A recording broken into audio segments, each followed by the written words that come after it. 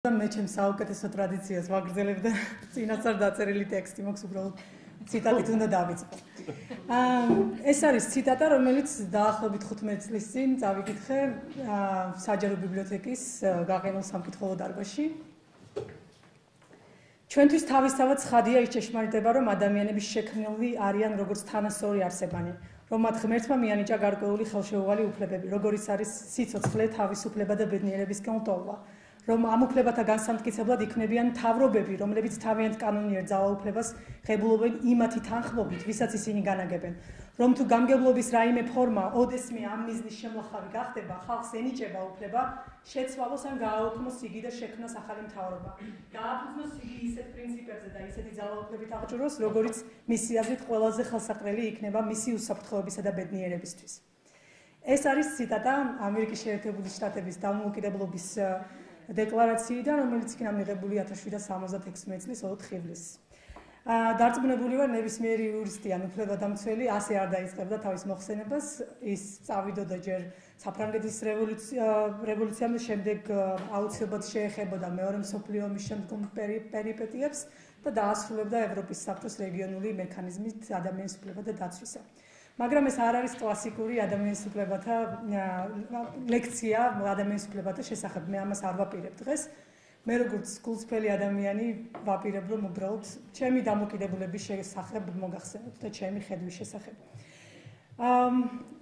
როგორც თქვი, მე 15 წლის წინ გავიაზრე ის, რომ ადამიანის სიცოცხლე, თანასწორობა და თავისუფლება და მისი სწრაფვა ბედნიერებისკენ არის საერთოდ საზრისი სახელმწიფოსი.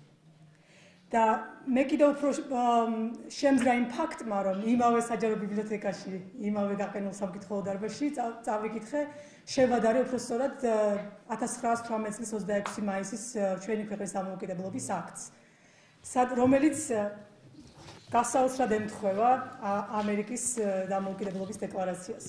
საქართველოს დემოკრატიული რესპუბლიკა თავის საზღვრებში თანასწორად უზრუნველყოფს ყველა მოქალაქის სამოქალაქო და პოლიტიკურ უფლებებს, განურჩევლად ეროვნებისა, სარწმუნოებისა, სოციალური მდგომარეობისა და სქესისა. არც 1918 წლის არც 1918 და არც 1921 წელს ჩვენს დამფუძნებელ მამებს არ შეპარვიათ ეჭვი, რომ ადამიანის ღირსება, თანასწორობა და თავისუფლება ეს ღირებულებები წარმოადგენს სახელმწიფოსთვის ფუნდამენტს. მაგრამ თქვენ იცით, რომ 1921 წლის კონსტიტუციამ სულ რაღაც 4 დღე იცოცხლა და ჩვენ ძალიან დიდი დრო დავკარგეთ. ჩვენ ქვეყანას გააჩნია მრავალსაუკუნოვანი ისტორია, მაგრამ ჩვენი სახელმწიფო არის ძალიან ახალგაზრდა. მე პირადად ვიღავი 11 წლის, როცა საქართველომ გამოაცხადა დამოუკიდებლობა. და ამ დამოუკიდებლობის 21 წლის მანძილზე მე არასდროს მინახავს ადამიანი პოლიტიკური იდეოლოგიის ცენტრში და ღირებულებათა სისტემის ცენტრში. და მე არასდროს მომისმენი არავისგან, რომ ადამიანს აქვს უფლება ისწრაფოდეს ბედნიერებისკენ. და სახელმწიფო იმისთვის უნდა არსებობდეს, რომ ადამიანმა თავისი პოტენციალი გამოიყენოს.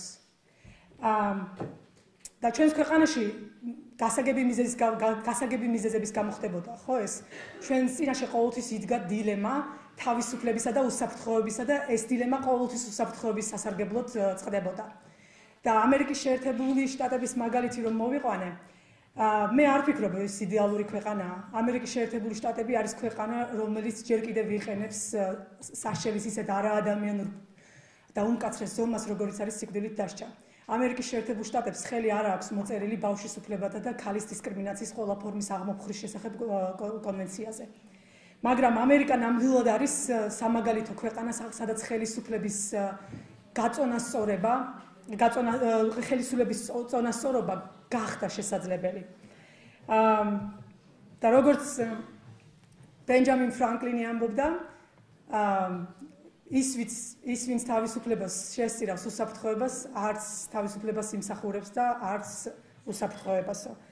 ბევრისთვის არის ეს გამონათქვამი აბსოლუტურად გაუგებარი. ჩვენთვის თანაბრად მნიშვნელოვანია თავისუფლებაც და უსაფრთხოებაც. მაგრამ ამ ბალანსის შენარჩუნება ამ ორ ინტერესს შორის შესაძლებელია მხოლოდ ხელისუფლების დანაწილების შემთხვევაში, რაც ჩვენს სახელმწიფოში არ გვქონია. სახალხო დამცველის ინსტიტუტი ზუსტად იმიტომ შეიქმნა 1995 წელს, ანუ ჩვენს უკვე მოქმედ კონსტიტუციაში, იმიტომ იქნა ის გათვალისწინებული, რომ ხელისუფლების დანაწილება, ხელისუფლების გაწონასწორება და მისი კონტროლი ყოფილიყო შესაძლებელი. ჩვენ დღეს ვისმენთ უამრავ შეფასებას სახალხო დამცველის ინსტიტუტისა. აბსოლუტურად გასაგებია, რომ ძალიან დიდი მოლოდინი არსებობს ამ ინსტიტუტის მიმართ.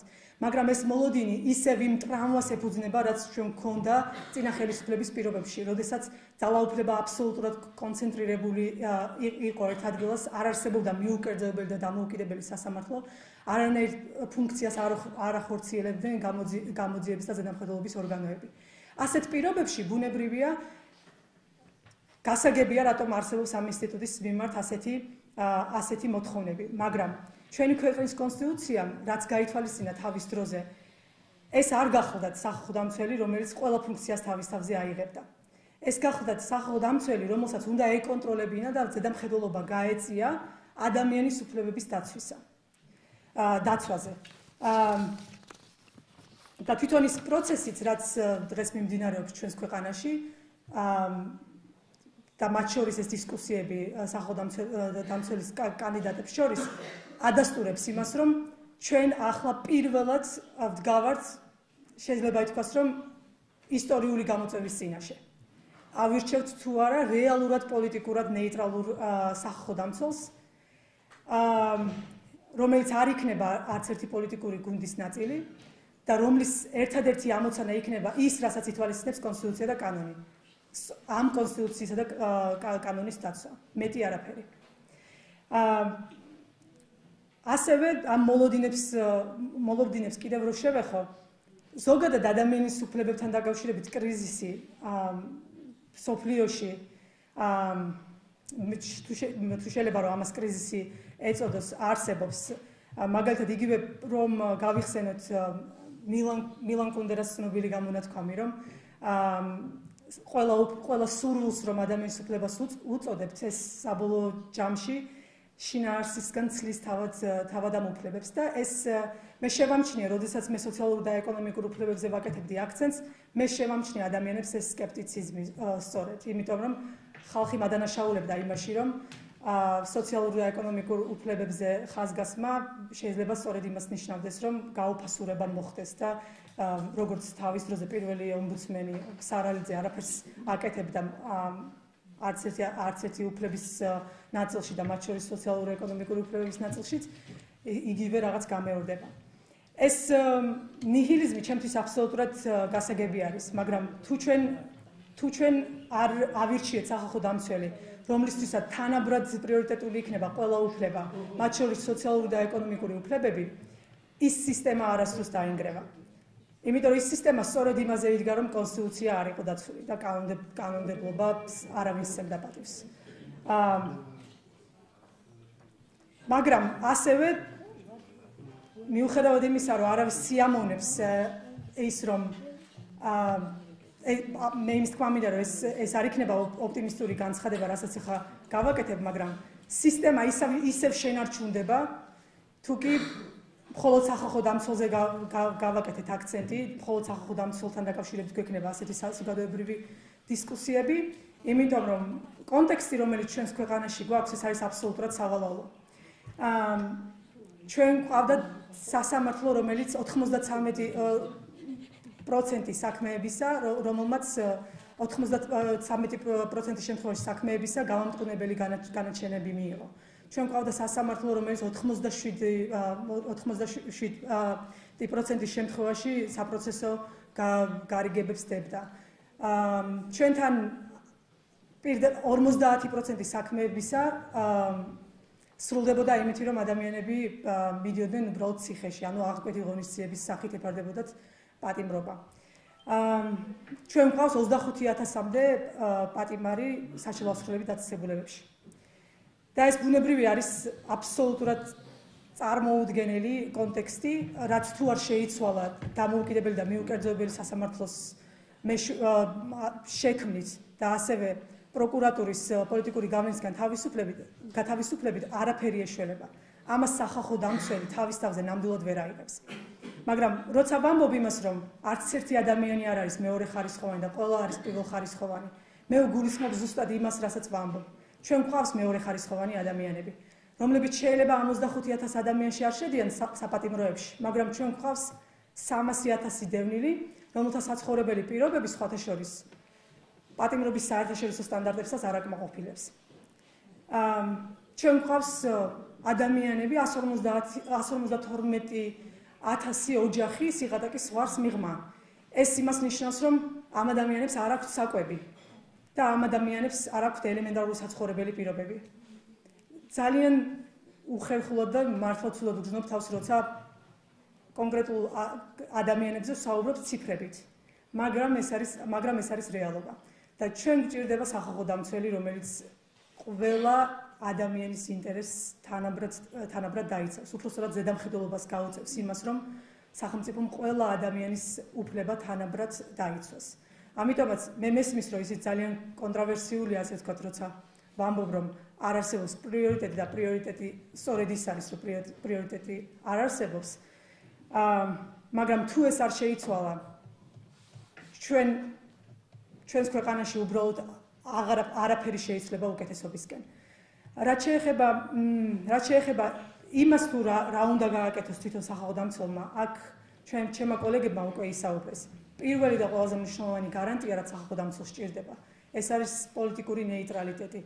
და ეს თვითონ ეს შერჩევის პროცესიც, როგორ გითხრათ, სახალხო დამცველის კანდიდატმა მისი ქცევა უნდა აქციოს, ასე ვთქვათ, მაქსიმად სხვებისთვის.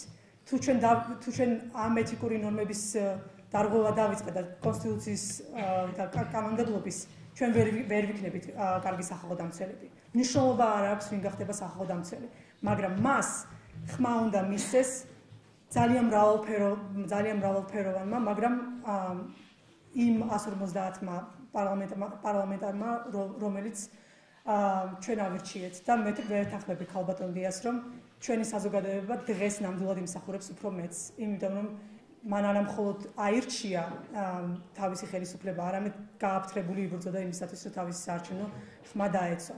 და ეს ნამდვილად იყო ასევე უპრეცედენტო შემთხვევა ჩვენი ქვეყნის ისტორიაში. სახალხო დამცველს შეუძლია გააკეთოს უფრო მეტი. მე უკვე ვისაუბრე იმაზე, რომ მისი მიდგომა უნდა იყოს ასეთი. ყველა უფლების მიმართ უნდა იყოს მგრძნობიარე. სახალხო დამცველმა ისეთივე ყურადღება უნდა მიაქციოს პატიმართა უფლებებს, როგორი ყურადღებაც უნდა მიაქციოს შეზღუდული შესაძლებლობის მქონე პირებს.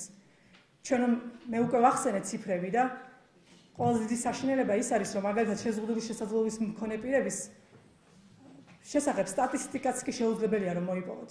იმიტომ იმდენად იგნორირებულია ეს ხალხი. და როცა ვამბობთ, რომ მეორე ხარისხოვანი ადამიანი არ არსებობს, ჩვენ აუცილებლად ჯერ უნდა ვაღიაროთ ის, რომ კი მიდგომა ასეთია, რომ მეორე ხარისხოვანი ადამიანი არ უნდა არსებობდეს, მაგრამ ჩვენ ისინი გვყავს ჩვენს რიგებში და ჩვენ უბრალოდ მათ ვერ ვამჩნევთ. ამიტომაც სახალხო დამცველმა ზუსტად ის უნდა გააკეთოს, რომ ადამიანის ღირსება, თანასწორობა და თავისუფლება, ყველა ეს ღირებულება თანაბრად გაითვალისწინოს და აიძულოს სახელმწიფო, რომ ყველა ეს ამ ღირებულებას თანაბრად სცეს პატივი. და სახალხო დამცველი ჩართული უნდა იყოს ყველა პროცესში. მიუხედავად იმისა, რომ როგორც უკვე გითხარით, ძალიან დიდი მოლოდინი არსებობს სახალხო დამცველის მიმართ, სახალხო დამცველმა არ უნდა